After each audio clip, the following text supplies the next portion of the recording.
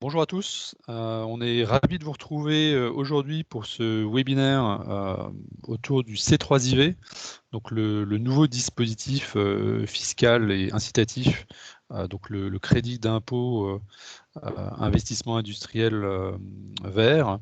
On va peut-être encore attendre 30 secondes pour que certains participants aient le temps de se connecter. Et voilà, on démarrera tout de suite après.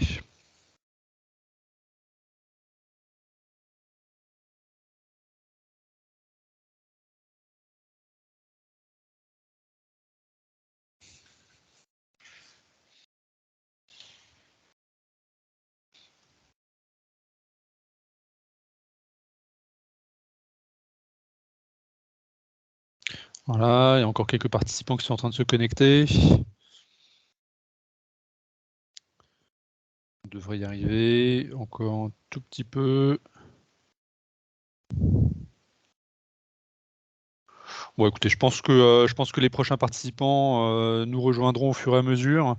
Donc voilà, encore une fois, on est ravis de vous retrouver aujourd'hui pour ce webinaire sur ce crédit impôt investissement industriel vert. Je suis Philippe Makowski, manager de l'équipe innovation Île-de-France chez Nextinso Innovation Croissance. Je serai accompagné et aidé sur ce webinaire par Véronique Collin, qui est experte fiscalité R&D chez Nextinso Innovation, qui s'occupera de la partie notamment qui m'aidera sur la partie réponse aux questions, à vos questions. À ce titre, juste un petit mot avant de démarrer dans la présentation. Donc vous pourrez poser vos questions dans le bandeau supérieur. On y répondra à la fin, on prendra quelques minutes à la fin, hein, puisque la présentation est dimensionnée pour durer 30 minutes à peu près, et environ un petit quart d'heure d'échange autour de vos questions qui, je pense, sont potentiellement nombreuses. Si vous voyez qu'une question a déjà été posée, plutôt que de la reposer, mettez un pouce sur la question et ça nous permettra de voir que c'est une question qui sera traitée en priorité si d'aventure il y en avait vraiment beaucoup. Donc voilà, donc ce dispositif, aujourd'hui, on va le parcourir et le plan de la présentation, donc on va un petit peu déjà, je vais vous parler d'Inextinso Innovation Croissance très brièvement, présenter un petit peu la société. Et ensuite, on rentrera dans le dur et le vif du sujet, à savoir, d'une part, l'origine du dispositif, hein, la loi Industrie verte, sa création. Vous verrez que on en parle aujourd'hui parce que c'est un sujet d'actualité, mais il n'est pas tout à fait figé, même si on présuppose qu'on a la dernière version. Tant que la fin du mois de décembre n'est pas passée, on ne peut pas dire qu'il est complètement figé. Ces modalités effectives aujourd'hui, telles à l'heure où nous parlons, donc 19 décembre, donc les bénéficiaires, les conditions, champ d'application, son taux, son plafonnement, son mécanisme fiscal. Et enfin, on finira par notamment la notion d'agrément, pas agréablement, j'espère que ce sera agréable, mais la notion d'agrément préalable avec le calendrier et le contenu du dossier, notamment, encore une fois, suivant les informations que nous avons à date. Alors, à tout seigneur, tout honneur, Inextinso Innovation Croissance. Aujourd'hui, notre positionnement et notre mission, c'est d'accompagner la transformation et le développement de nos clients au travers de leur innovation durable. Pour cela, on accompagne de la start-up jusqu'au grand groupe, en passant par les PME et certains centres de recherche ou organismes publics, suivant trois piliers fondamentaux: le soutien à l'innovation, l'accélération du développement durable et le fait d'apporter des solutions de financement. Alors, je fais un petit focus sur notamment l'accélération du développement durable, hein, avec des sujets comme la mesure d'impact, les stratégies de décarbonation, le conseil et le pilotage des RSE, enfin de la RSE, pardon, la finance durable, l'évaluation de projets technologiques et sociétaux. Donc un panel assez large et pluridisciplinaire. Et également, en face de cette accélération du développement durable et du soutien à l'innovation, un certain nombre de solutions de financement que l'on va essayer d'apporter à ces projets. Donc, du financement de l'innovation au travers de projets nationaux, régionaux, de subventions, de projets européens, de la fiscalité de la R&D, qui est le sujet notamment du jour au travers du C3IV, de l'accompagnement sur de la levée de fonds ou de politique publique. Donc c'est vraiment un accompagnement à 360 degrés, encore une fois, qui va adresser tout type de société et toute taille, de la start-up jusqu'au grand groupe. Et aujourd'hui, donc ce C3IV fait partie entière de cet arsenal de mesures visant à soutenir cette innovation durable. Inextinso Innovation Croissance, donc on est une entité conseil du groupe Inextinso, et le groupe Inextinso, 6200 collaborateurs en France, leader indépendant de l'expertise comptable, notamment sur le segment TPE-PME. Donc la partie vraiment innovation et soutien à l'innovation représente à peu près 110 collaborateurs, répartis sur 7 bureaux en France. On accompagne plus d'1 millier de projets innovants chaque année aujourd'hui, et on détient un certain nombre de labels. Voilà, on est typiquement certifié Positive Company ou Great Place to Work, et on a également la validation par la médiation des entreprises sur le financement et la fiscalité de la R&D.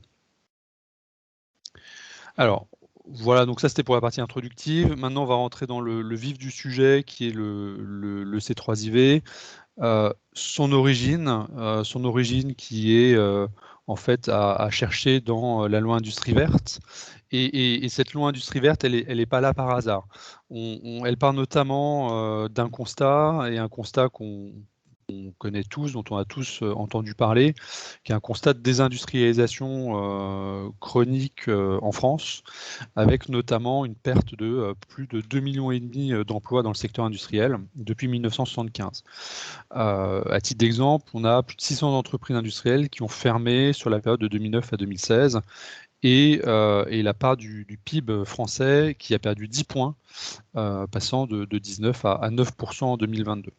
Donc face à ce constat, et qui est assez compliqué, un certain nombre de mesures et d'actions ont été entreprises à partir de l'année 2009, qui a été un peu un point de départ de cette renaissance industrielle avec les États généraux de l'industrie.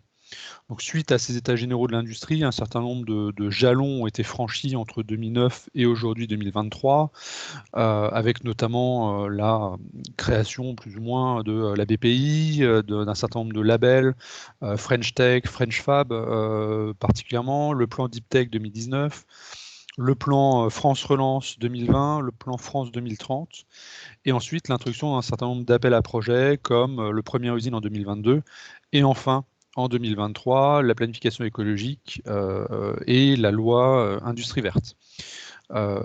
Tout cet écosystème a permis notamment l'ouverture et la création de nouvelles usines et de nouvelles unités industrielles supportées par des startups industrielles et non pas que de la tech.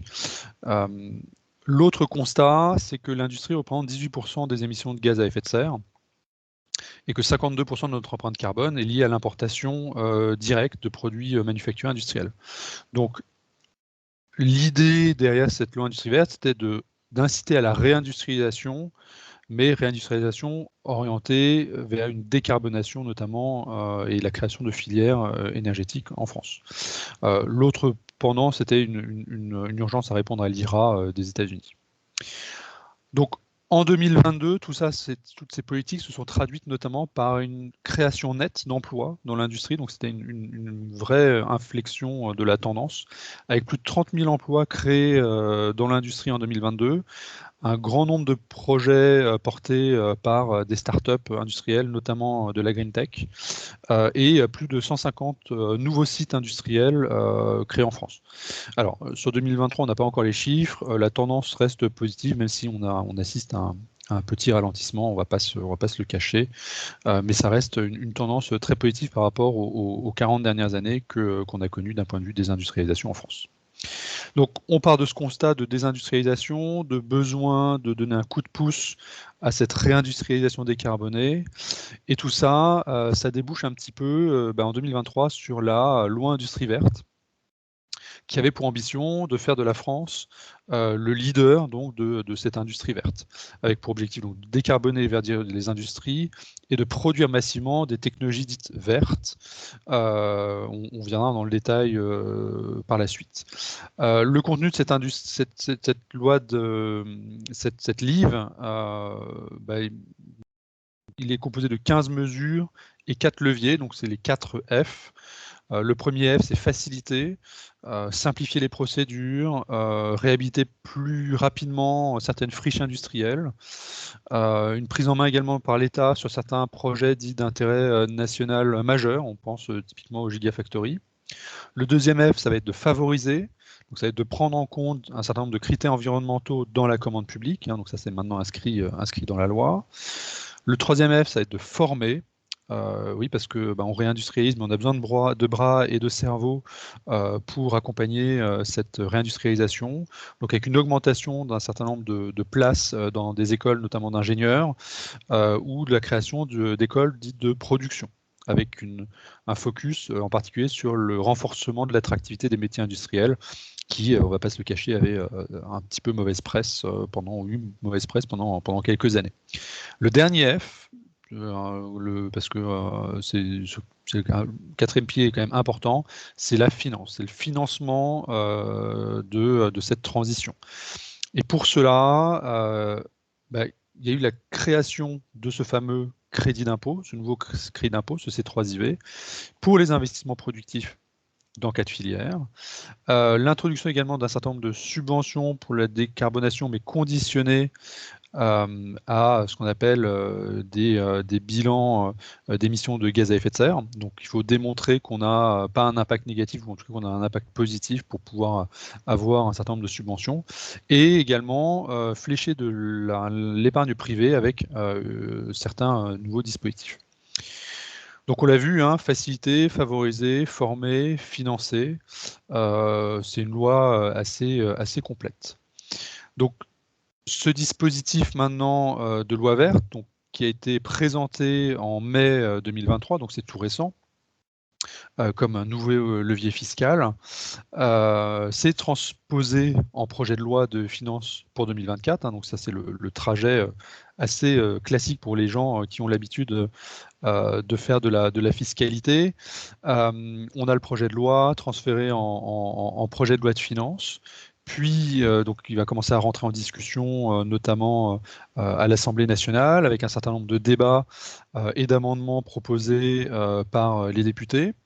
En l'occurrence, le gouvernement a sonné la fin de la récréation en utilisant un 49.3 en novembre dernier, avec donc du coup l'introduction de ce crédit d'impôt dans la loi. Ce texte est ensuite parti au Sénat, où également il a été discuté, des amendements ont été proposés. À titre d'exemple, on peut parler notamment de 2 amendements qui proposaient d'élargir le cadre du dispositif, non pas aux 4 filières qu'on va vous présenter juste après, mais également en introduisant et en rajoutant les filières, notamment des électrolyseurs et de capture et utilisation du CO2, sachant que ça a été voté au Sénat, mais avec un avis négatif de la part du gouvernement. Ce projet de loi est reparti suite à la navette parlementaire côté Assemblée nationale, où il a été débattu, discuté, et finalement passé par le gouvernement en 49.3 ce week-end. Alors, l'histoire n'est pas encore complètement terminée. En général, ça dure quand même jusqu'au 31 décembre. La promulgation des lois de finances se termine toujours en toute fin d'année. Parce qu'il faut avoir l'avis du Conseil constitutionnel et enfin une promulgation de la loi. Suite à tout cela, il faut quand même une validation au niveau européen, de l'Union européenne, et ensuite les décrets d'application et la doctrine administrative, donc l'interprétation de la loi par l'administration dans la base BOFIP, avant également sa publication officielle, la publication officielle des documents, et notamment le formulaire d'agrément. Donc on est presque au bout du chemin. En l'état, on ne voit pas très bien ce qui pourrait empêcher le dispositif d'être appliqué. Et d'ailleurs, bon, on en reparlera un petit peu tout à l'heure quand je vous reparlerai des agréments. Aujourd'hui, la DGE, donc la Direction Générale des Entreprises, et la DGFiP, qui va s'occuper de cette gestion des agréments, commencent déjà à distribuer les premiers documents et les premières demandes d'agrément vont commencer à être envoyées. Donc ils anticipent déjà un peu la promulgation de cette loi, ce qui nous fait dire que en l'état, on va être sur quelques modifications un peu cosmétiques. Si on rentre un peu plus dans le cœur du réacteur, pour ne pas parler de nucléaire puisque ce n'est pas concerné, le dispositif en tant que tel, avec ses bénéficiaires, ses conditions, ses dépenses, son champ d'application. On va retrouver d'une part les entreprises bénéficiaires, c'est assez classique sur du crédit d'impôt, ça va être toutes les entreprises industrielles et commerciales soumises à l'imposition d'après leurs bénéfices réels ou exonérés. Toutes les tailles d'entreprises sont concernées, TPE, PME, grands groupes, il n'y a pas de conditions de taille, il n'y a pas de conditions de territorialité, tout le territoire national ainsi que les départements d'outre-mer sont concernés. Attention, on parle bien de départements d'outre-mer et pas de territoires d'outre-mer, même si les territoires d'outre-mer sont maintenant c'est une autre dénomination. Donc voilà, toutes les entreprises de toute taille, tout le territoire, au titre de leurs dépenses d'investissement, autres que le remplacement. Donc on est bien sur la création de matériel, d'usines, de lignes de production, etc. 4 filières sont visées. La production de batteries, de panneaux photovoltaïques, d'éoliennes et de pompes à chaleur. Au niveau des conditions qui sont cumulatives pour pouvoir bénéficier de ce crédit d'impôt, il faut que les entreprises ne soient pas en difficulté, qu'elles soient à jour de leurs obligations sociales et fiscales, qu'il n'y ait pas eu de transfert d'activités similaires depuis l'Union européenne au cours des 2 dernières années. L'idée, ce n'est pas de transférer une chaîne de production d'un pays tiers de l'Union européenne vers la France et de bénéficier ainsi d'une subvention. Ça ne fonctionne pas. Il ne faut pas envisager de transfert des investissements hors de France au cours des 5 années suivantes. Donc il y a une condition d'exploitation, et exploitation minimum des investissements pendant 5 ans, 3 ans, en cas si la société est PME. Et bien sûr, être au vert sur l'ensemble des autorisations d'exploitation au regard de la législation environnementale. Donc voilà, donc on a les entreprises bénéficiaires, un certain nombre de conditions cumulatives, et enfin, le calcul des assiettes le calcul de l'assiette de dépenses et qu'est-ce qui va rentrer réellement dans ces dépenses qui vont calculer la base de ce crédit d'impôt. Donc on va reprendre les dépenses engagées issues du plan agréé d'investissement. Alors retenez ce terme, plan agréé d'investissement, ça a une importance notamment dans le calendrier, le déroulé de ce crédit d'impôt. On va reprendre les CAPEX, donc toutes les dépenses d'investissement corporelles et incorporelles.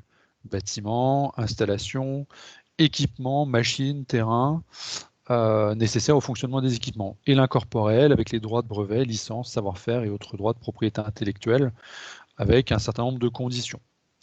On va prendre ces dépenses en les prise en compte au prix de revient, minoré d'un certain nombre de taxes et frais de toute nature, mais ça après tout, c'est assez classique sur des dépenses de CAPEX. Donc on est bien uniquement sur les investissements corporels et incorporels. On est bien sur de l'investissement, on est bien sur des CAPEX. Alors, une fois qu'on a déterminé l'assiette, on va déterminer le montant. Alors, attention, ce montant, accrochez-vous. Gardez à l'esprit que le minimum que vous allez pouvoir récupérer, c'est 20% jusqu'à 150 millions d'euros de crédit d'impôt. On est bien sur un crédit d'impôt de 150 millions d'euros. Donc c'est bien le maximum. Ça, c'est le minimum de ce que l'entreprise peut récupérer. Ensuite, vous allez avoir un certain nombre de bonifications en fonction de la taille de l'entreprise ou de la zone d'aide, ou de la zone de réalisation du projet. Plus l'entreprise est petite, donc PME ou voire TPE, plus la bonification, le taux va être important. Et c'est vrai également pour les plafonds. Vous allez avoir un plafond qui va pouvoir potentiellement passer de 150 à 350 millions d'euros. Et c'est également corrélé, non pas que à la taille, mais au lieu de réalisation des travaux. C'est-à-dire que la situation la plus défavorable, on va partir d'une grande entreprise qui va réaliser son projet d'investissement sur une zone qui n'est pas spécifique, va pouvoir récupérer 20% jusqu'à 150 millions d'euros de crédit d'impôt. Donc admettons qu'elle ait 1 milliard d'euros de dépenses, elle va pouvoir en récupérer 20%, capé à 150 millions, donc elle va pouvoir récupérer un crédit d'impôt de 150 millions d'euros.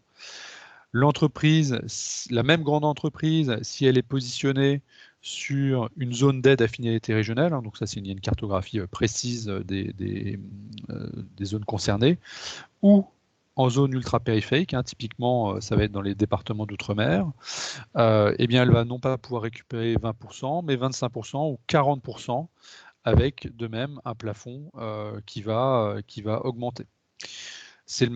Donc vous avez cette matrice, vous voyez, donc il faut arriver à savoir quelle est la taille de l'entreprise et quel est le lieu de réalisation des travaux.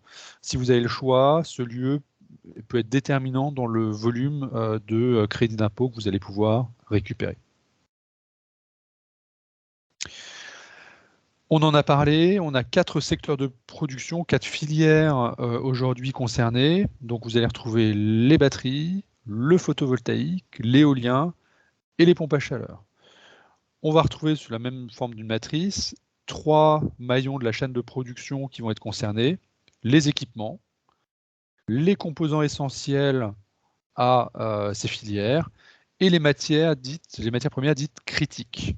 Alors ça c'est assez important parce que du coup ça adresse et ça élargit énormément le scope de sociétés qui sont potentiellement adressables par ce crédit d'impôt.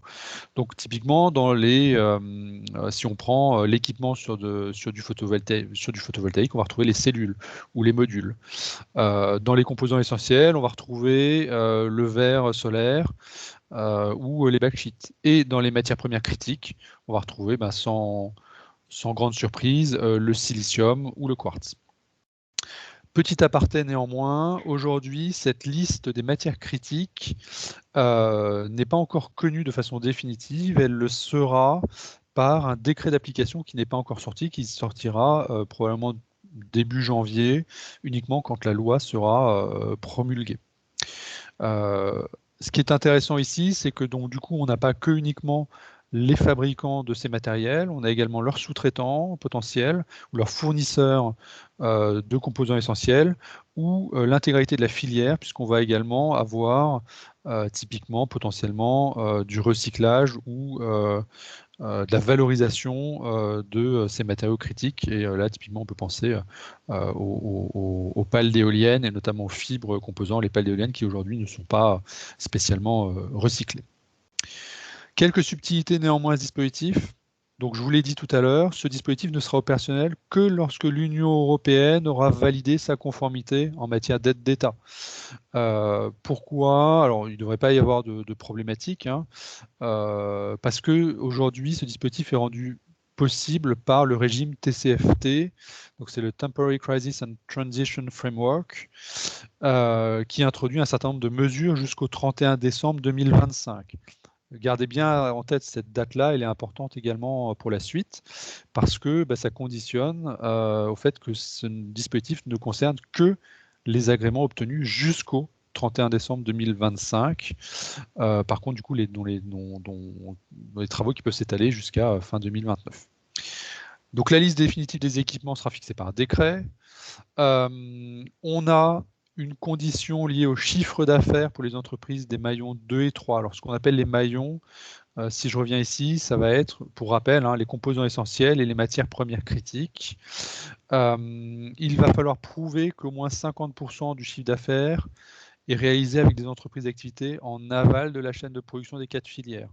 Je vous donne un exemple, si vous faites du béton, il va falloir prouver que les investissements que vous allez faire dans votre chaîne de production de béton ne vont concerner ensuite que du chiffre d'affaires qui va être lié à, par exemple, du socle ou des fondations en béton pour des éoliennes offshore ou à terre. Si vous n'arrivez pas à démontrer qu'on est à 50% du chiffre d'affaires, ça ne fonctionnera pas. L'application du dispositif est soumise à la délivrance d'un agrément préalable. Cet agrément, il sera fourni par la Direction générale des finances publiques, donc le service des impôts. On est sur un mécanisme fiscal, donc on est sur une incitation fiscale, on est sur un crédit d'impôt, donc avec une déclaration d'un montant de crédit d'impôt en année N+1 par rapport aux dépenses exposées ou dépenses anticipées. On parlera également de l'exposition des dépenses. Est-ce qu'il faut prendre en compte la facture ou est-ce qu'il faut prendre en compte le devis, le décaissement, etc. Donc ça, c'est quelques subtilités. Si après l'obtention du crédit d'impôt, les critères ne sont pas respectés, donc typiquement, vous avez obtenu votre crédit d'impôt sur la base d'un plan d'investissement qui a obtenu un agrément, mais ce plan d'investissement, vous ne le réalisez pas, mais vous avez quand même déclaré votre crédit d'impôt, là, il s'agira de rembourser, de faire une déclaration rectificative des sommes perçues. Sinon, en cas de contrôle fiscal, vous serez redressé. Ce crédit d'impôt est cumulable avec un certain nombre d'aides reçues, dans une certaine limite. Vous avez les différents tableaux en bas de cette diapo et vous voyez que les subventions directes, en règle générale, sont 5 points en dessous du C3IV. Donc, si vous cumulez subventions directes et C3IV, le C3IV ne va représenter qu'une petite quote-part de l'ensemble. Par contre, si vous allez sur l'intégralité d'un C3IV, la subvention publique, subvention directe, n'a pas ou peu d'intérêt. Je vais vous parler maintenant de l'agrément, de ce fameux agrément préalable, de cet agrément et ce plan d'investissement. Bon, alors le pourquoi, ça a été décidé comme ça. D'un certain côté, ça permet aussi d'avoir une certaine sécurité fiscale, contrairement à d'autres dispositifs. Cet agrément, il va être délivré par la DGFiP avec un avis conforme de l'ADEME, donc il va y avoir ça va être un petit peu bicéphale au niveau du traitement des dossiers. Le délai de traitement annoncé est de 3 mois. Néanmoins, c'est pas impossible que ça déborde un peu. Ce délai n'est pas contraignant, c'est-à-dire c'est pas comme sur un rescrit fiscal où sans réponse de l'administration, on a une acceptation tacite. Non, non, là c'est vraiment un délai d'instruction moyen. Un guichet unique a été ouvert auprès de la DGFiP. Guichet unique qui aujourd'hui délivre au compte-gouttes des modèles de dossiers à compléter, modèles qui ne sont pas définitifs, et c'est pour ça que ces modèles ne sont pas rendus encore pour le moment publics. Une chose importante, il faut que ces demandes d'agrément soient déposées en amont de la réalisation des investissements, et on ne prendra en compte que les agréments déposés entre le 1er janvier 2024 et le 31 décembre 2025. Ça, c'est important. Si votre plan d'investissement devait déraper en cours de réalisation des travaux, parce que très forte inflation ou d'autres sujets, il faudra procéder à une modification de ce plan d'investissement avec potentiellement une rectification de ce plan d'investissement. Sinon, cette nouvelle dépense, ce surplus ne serait pas pris en compte par l'administration. Et là, attention, il ne sera pas possible de déposer de plan d'investissement rectificatif postérieurement au 31 janvier 2025, pour le moment encore en l'état des connaissances disponibles. Vous retrouvez ici le calendrier qui a été diffusé par la DGFiP. On voit bien, d'une part, les actions de la DGFiP et les actions de l'ADEME. Donc la DGFiP est en haut en jaune, l'ADEME est en bleu en bas.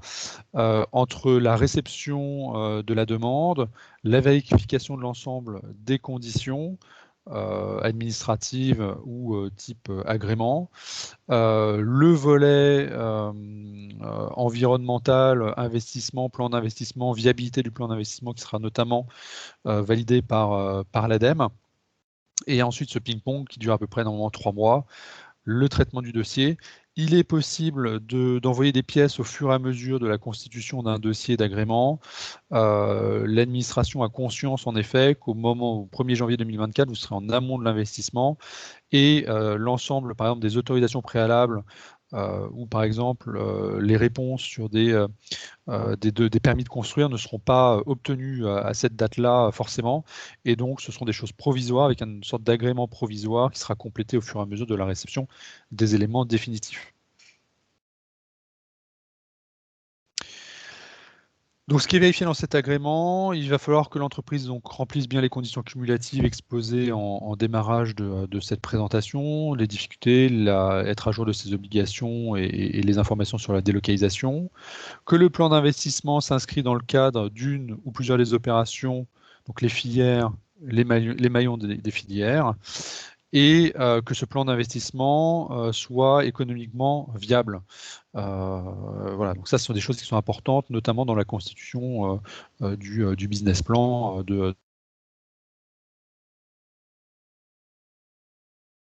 C'est un peu dense, mais il est en différentes étapes. Donc, la première partie, vous allez retrouver une présentation générale de la société, succincte de la demande, de l'identification de la société, globalement son mode de fonctionnement, ses investissements, le plan d'investissement et sa viabilité économique, donc les chiffres, et sa description et du coup son exploitation un petit peu dans le temps. Et en dernier lieu, le troisième volet, son intérêt environnemental, les engagements. Donc ça va représenter la structure et l'architecture du dossier. Maintenant, ça va au-delà et ça intègre beaucoup plus de choses, puisqu'on va retrouver la nature de l'investissement, les activités éligibles, le lieu, toute la description de la société avec son organigramme, la raison du choix géographique, les effets positifs sur l'emploi. On va retrouver l'ensemble des calendriers immobiliers, de livraison, les dates prévues des chantiers, d'achèvement des chantiers. On va retrouver l'ensemble des coûts de revient, l'indemnisation des montants, des fournisseurs et l'ensemble du calcul. On va retrouver également l'ensemble du détail sur le financement, avec un certain nombre de lettres d'intention, les copies des demandes d'aide, la provenance des financements, une étude de marché qui va devoir définir et démontrer les besoins exprimés, l'état de la concurrence, des parts de marché, l'insertion du plan d'investissement au sein de ce marché, et ensuite l'ensemble des comptes prévisionnels d'exploitation. Sur l'intérêt environnemental, on va retrouver l'ensemble des autorisations administratives nécessaires, les autorisations de construction, les déclarations d'autorisation environnementale préalables, et ensuite l'ensemble des engagements d'exploitation, de permanence et d'obligation. Voilà. Donc en fait, derrière ces trois sujets qui, somme toute, semblent assez simples, la présentation générale de la société de la demande, le plan complet du plan d'investissement et de sa viabilité et les intérêts environnementaux, on retrouve en cascade un très grand nombre d'items qui doivent constituer l'ensemble d'une demande viable de plan d'investissement. Donc ça va être beaucoup de pièces à collecter, beaucoup de documents à tracer, et c'est aussi pour ça que tous les documents ne seront pas disponibles au 1er janvier 2024 en amont de la réalisation des travaux, et donc vous pouvez d'ores et déjà engager des démarches auprès de la DGFiP, seul ou en étant accompagné, et d'obtenir en fait des agréments un peu provisoires et d'abonder ces dossiers au fil de l'eau. On arrive à peu près sur la fin. La slide récapitulative. Donc, pour rappel, ce crédit d'impôt investissement industriel vert vient pas de nulle part. Il vient d'une certaine dynamique et d'une trajectoire de réindustrialisation et de réindustrialisation en France au travers de la décarbonation. Donc, il vient avec un certain nombre au sein d'un certain nombre d'arsenaux, enfin d'un arsenal fiscal et de subventions plus complet, et il s'est transposé dans la loi de finances 2024 qui est en cours de discussion aujourd'hui. 4 secteurs d'activité adressés à date: les batteries, le photovoltaïque, l'éolien, les pompes à chaleur.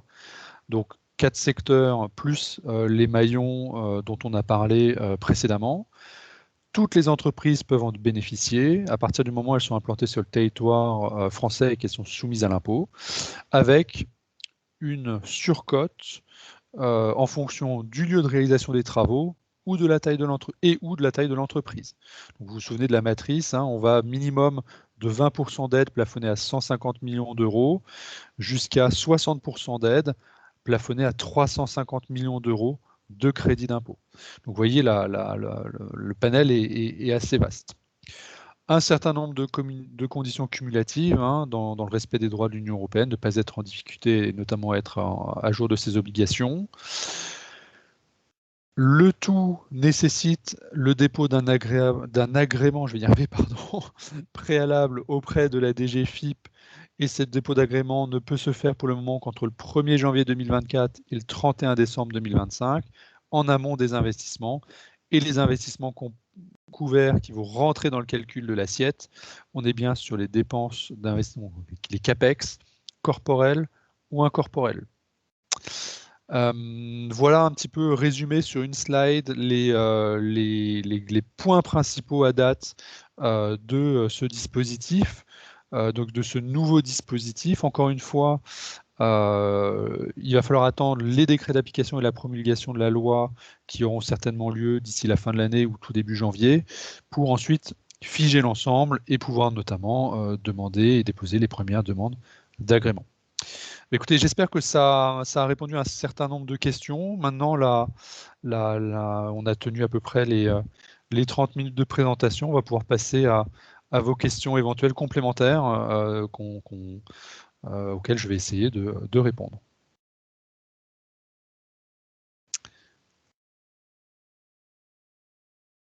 Alors, je te remercie Philippe, je pense que tu as été très clair parce qu'on n'a pas de questions, a priori.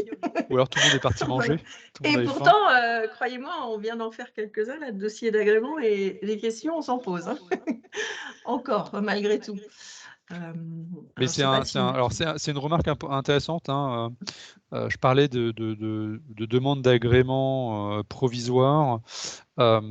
Sont des choses sur lesquelles nous, on est déjà en train de travailler, typiquement. Hein. On a eu accès à cette documentation pour le compte d'un de nos clients. Voilà, on ne peut pas la partager puisque ça ne se partage pas pour le moment. Mais voilà, donc on sait à peu près, on voit à peu près le contenu provisoire de ces demandes d'agrément. Et c'est vrai que c'est quelque chose qui risque d'évoluer, à mon avis, dans le temps. Oui, parce qu'en fait, je reboucle, c'est pas qu'on ne peut pas le diffuser, enfin, n'importe qui le demande, qui présente son projet, hein, voilà, n'importe quel parmi vous, là, il peut s'adresser au guichet unique. Voilà, il n'y a pas d'engagement, vous pouvez travailler dans les formulaires sans forcément après faire une demande, ça n'est qu'un agrément, vous pouvez, si vous l'obtenez, après choisir de ne pas activer le crédit d'impôt et de ne pas faire de dépenses, tant que vous n'avez pas fait une déclaration de dépenses, il n'y a pas besoin, donc vous pouvez tout à fait présenter rapidement votre projet, à ce moment-là, le questionnaire vous sera envoyé, parce qu'il ne sera pas envoyé au cabinet de conseil, évidemment.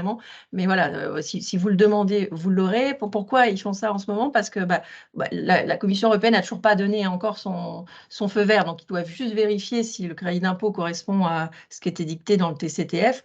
Honnêtement, quand vous lisez le TCTF, c'est quasiment copié-collé dans l'aspect fiscal du C3IV. Il n'y a rien qui a été inventé en fait dans le projet de loi. Tout est vraiment issu du TCTF, donc je pense qu'il y a quand même une grande chance que ça passe. Mais pour l'instant, ils sont en mode shadow pour l'agrément, parce que étant donné que la fenêtre de tir est très faible, on n'a que jusqu'au 31/12/2025, donc c'est un dispositif qui est presque que sur 2 ans pour la procédure d'agrément. Ensuite, les dépenses ultérieures, on aura le temps jusqu'à 2029 de les exposer, mais ce sera des plans d'investissement jusqu'à 25, donc c'est très court. Donc du coup, ils ont anticipé et ils appellent ça le mode shadow.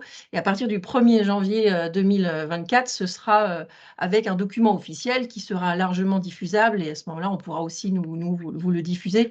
De toute façon, il sera sur leur site, quoi. Voilà, c'est ça qu'il faut comprendre, c'est qu'il n'y a pas de caractère confidentiel ou embêtant, c'est juste parce que vis-à-vis de la Commission européenne, ils ne peuvent pas officiellement livrer un questionnaire d'un dispositif qui n'est pas acté, qui n'a pas été réputé conforme par la Commission européenne. Alors, on commence Alors, il y a eu des questions entre-temps. Voilà. Vas-y, je te laisse. Donc, on a une première question sur expliciter les éléments sur les 50% de chiffre d'affaires réalisé. Donc, en fait, si je reprends les éléments présentés, on va les retrouver. Est-ce que hop, ça va être ici. Donc, ces 50% de chiffre d'affaires, ils vont concerner donc les maillons 2 et 3, donc les composants essentiels et les matières premières critiques. Pourquoi est-ce qu'on a cette condition-là? Parce qu'en fait, vous pouvez, je vous donne un exemple peut-être un petit peu bateau.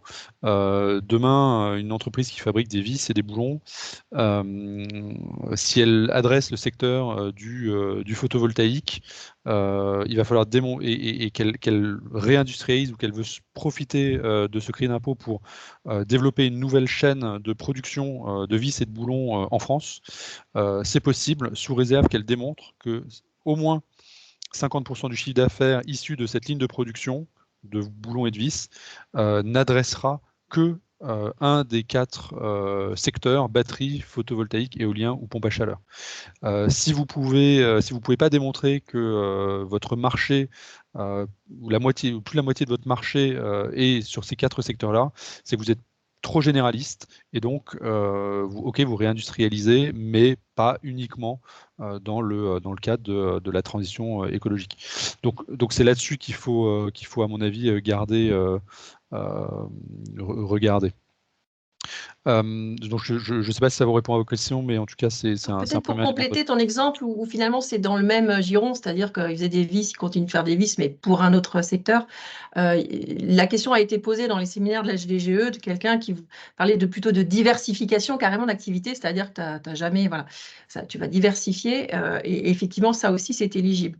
Et ils ont donné l'exemple, par exemple, de quelqu'un qui ferait du pétrole, qui se dirait, tiens, je vais faire des pales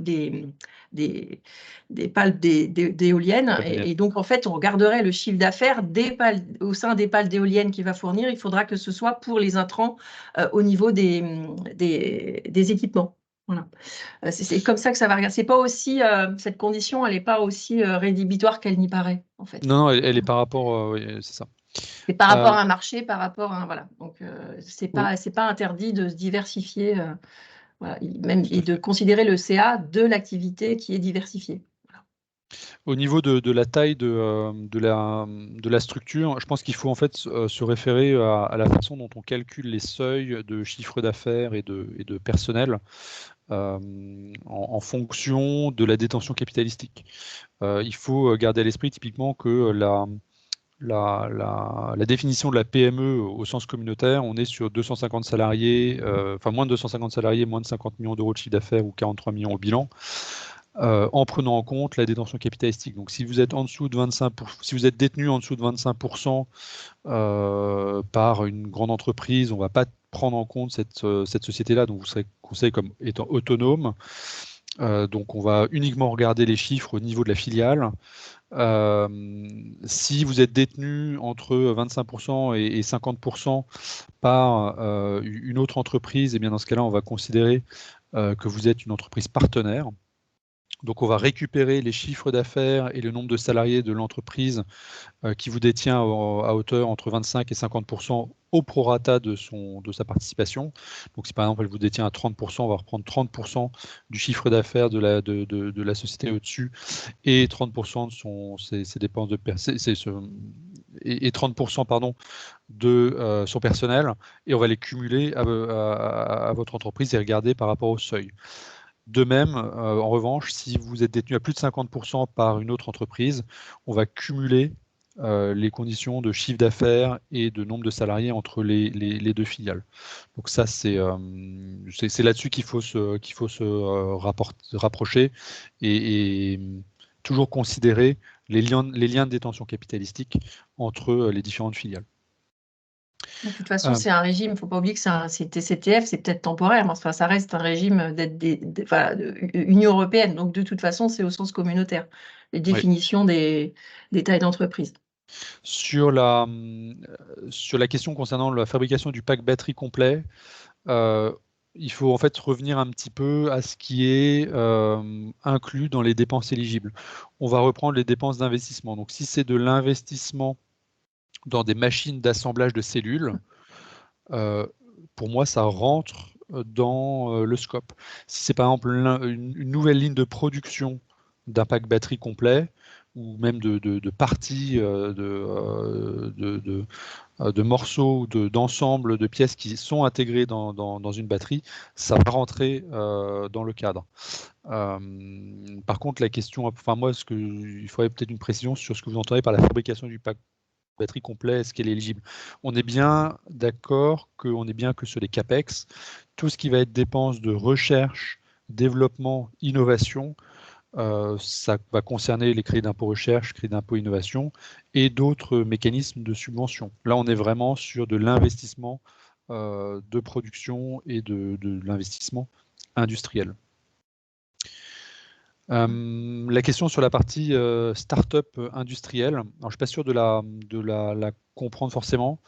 Je ne sais pas si vous pouvez la préciser. Est-ce que dans le sens où je ne comprends pas bien sur l'intérêt d'en faire bénéficier de vos clients ou vous-même, c'est bien l'entreprise qui réalise les dépenses d'investissement, qui va les inscrire dans son plan d'investissement, qui va pouvoir bénéficier du crédit d'impôt. Après, Ouais, moi non plus, je ne comprends pas trop la question. voilà.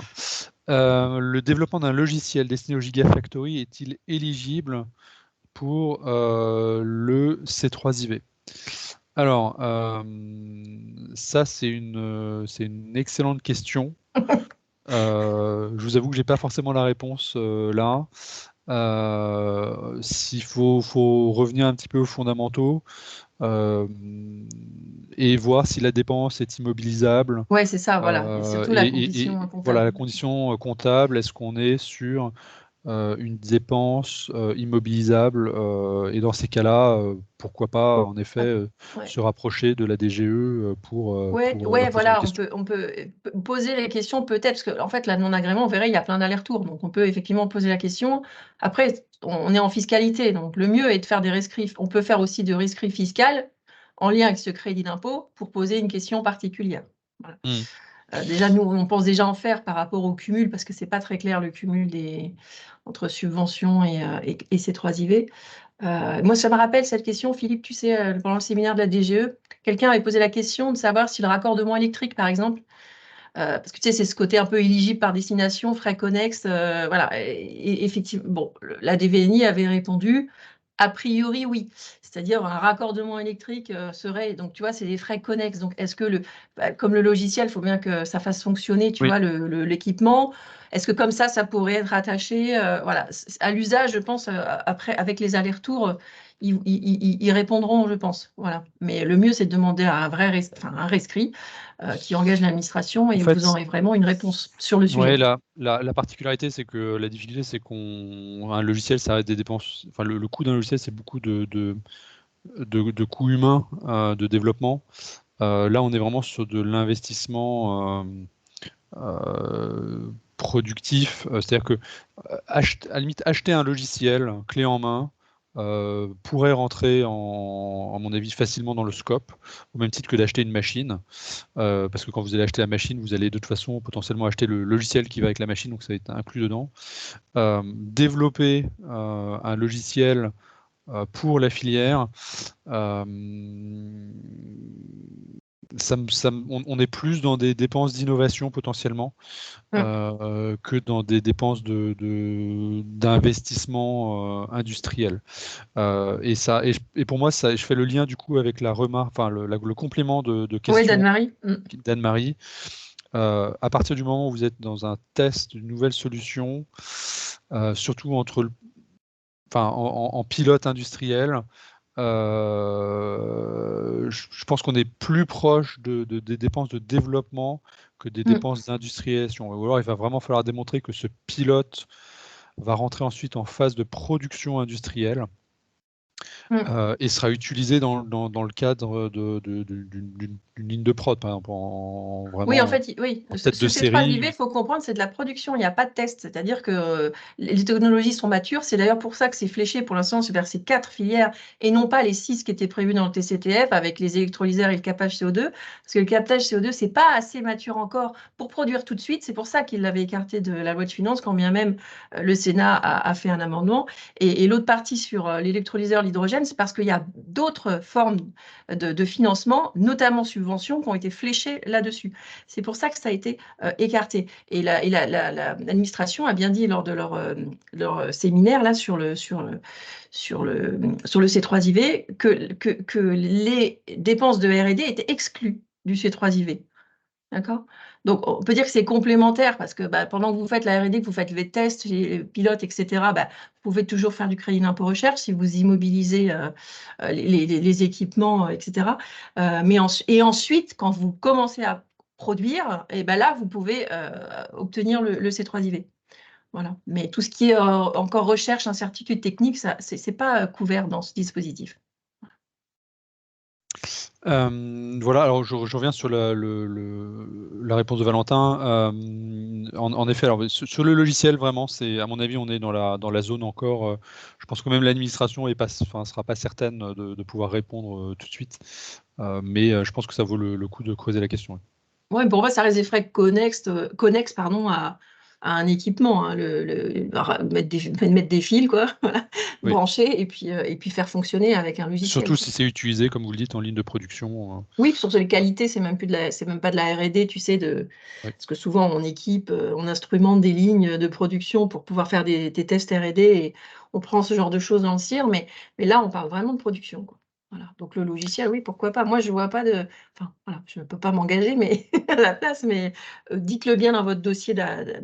Vous verrez dans le dossier d'agrément, il faut mettre ligne par ligne tous les investissements. Donc vous les incluez et vous verrez si la réponse les acceptera. Comme ça, en plus, vous le saurez en amont, quoi. Voilà, je ne sais pas si vous avez d'autres questions. Sinon, Merci, Clotilde.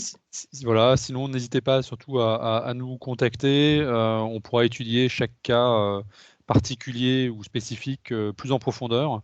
Et puis de toute façon, on vous refera une communication postérieurement à la Oui. publication de la loi définitive, sa promulgation, pardon, et la publication des décrets associés. Voilà, donc on continuera de vous tenir au courant de l'évolution de ce nouveau dispositif qui part un peu sur les chapeaux de roue, puisqu'on a que 24 mois pour pouvoir en bénéficier. Écoutez, merci beaucoup, merci à tous. On va vous laisser. On vous souhaite de très bonnes fêtes de fin d'année et puis à très bientôt pour de nouvelles informations sur ce dispositif. Merci, à bientôt. Merci bien. Au revoir.